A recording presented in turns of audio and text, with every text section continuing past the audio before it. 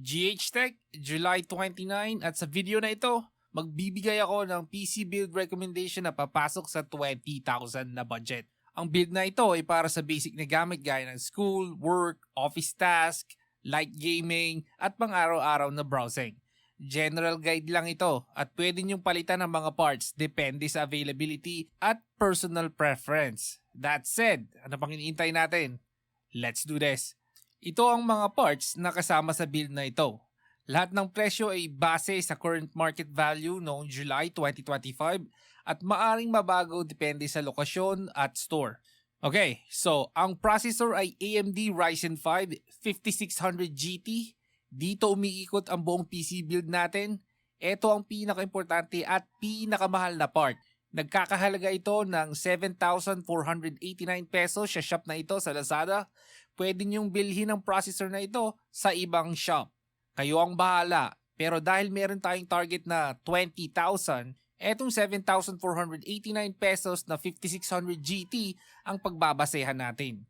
Lagi niyo pong tandaan na meron pong mga voucher. Kalimitan po, 10% ang bawas sa presyo kung gagamit kayo ng voucher. So, kung kakaltasin natin ang 10% sa 7,489, magiging 6,740 na lang ang presyo. Kaya malaki ang matitipid natin. Gamitin nyo rin po yung mga coins na ino-offer ng mga seller, baka mas makatipid po kayo. Ngayon, ang processor na ito ay meron ng integrated graphics kaya hindi na natin kailangan ng separate GPU para sa basic task at light gaming. Pag sinasabi ko pong light gaming, ito po yung mga esports games katulad ng Valorant, League of Legends, Genshin Impact at iba pa. Now, ang motherboard natin ay BioStar A520MH 3.1 version 6.0. Compatible ito sa 5600 GT na processor at basic lang ang features. Sapat na para sa simple build. Ang presyo nito is 2,900 pesos. Katulad ng ibang items, pwede rin itong bumaba kung gagamit kayo ng voucher o kung may promo ang shop. Wala itong fancy features gaya ng RGB or maraming PCIe slots. Pero para sa budget setup, okay na ito. Ngayon, para sa RAM, gumamit tayo ng 2 piraso ng Kingston HyperX Fury DDR4, 8GB, 3200, 800 pesos bawat isa, so 1,600 lahat. Recommended na 2 stick ang gamitin para gumana ang dual channel. Mas maganda ang performance kaysa sa isang stick lang. Again, kung may voucher ang seller, pwede pa rin itong bumaba. So move on naman tayo sa storage. Ang storage natin ay 250GB SSD para sa operating system. Basic capacity lang pero sapat na para sa Windows, ilang apps at light games. Ang presyo nito is 1,000 pesos ngayon. Pwede ka magdagdag ng hard disk sa future kung kailangan mo pa ng mas maraming storage.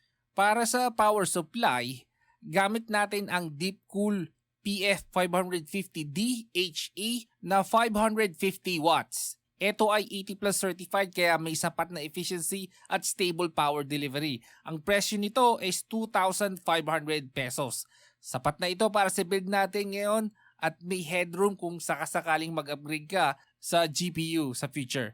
Ang case na gagamitin natin ay Inplay Meteor O3 Black. Gumamit ka ng kahit anong gusto mo pero may target tayo ng 20,000 pesos so ito ang gagamitin ko. Bumili na rin ako nito, okay naman siya. Pero nabili ko yung akin as 650 kasi may voucher, may coins, alam niyo na yun. So again, nagkakahalaga ito ng 1,100 pesos. Basic lang siya pero kasya ang mga parts natin at may airflow na sapat para sa build na ito.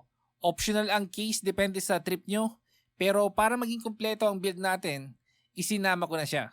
Ang monitor ay YGT TN24 Slim 24-inch. Nagkakahalaga ito ng 2,300 pesos. Basic 24-inch monitor na may TN panel. Sapat na para sa casual use at budget gaming. Depende sa brand or promo, pwedeng mas mababa pa dito ang makuha nyo. Now, gagamit tayo ng generic na keyboard at mouse combo na nagkakahalaga ng 800 pesos. Pang basic use lang ito, pero okay na sa simula. Pwede nyo naman palitan sa future kung gusto nyo ng mas maayos na quality or mas cheaper. Ayan, kompleto na. Kayo na bahala sa add-on katulad ng extra SSD or hard disk, AVR, mousepad, gaming chair at iba pa. Kung gusto mong makita ang performance ng build na ito, magkakaroon ka ng idea kung manonood ka ng 5600 GT benchmark sa YouTube. Madali mo nang mahahanap yon. So hayan, ito po ang unang video sa channel na ito. Supportahan niyo po sana, like, subscribe, at kung meron kayong feedback, type nyo lang sa comment section. Salamat sa oras ninyo. Ito ulit si GH Tech. Hanggang sa muli.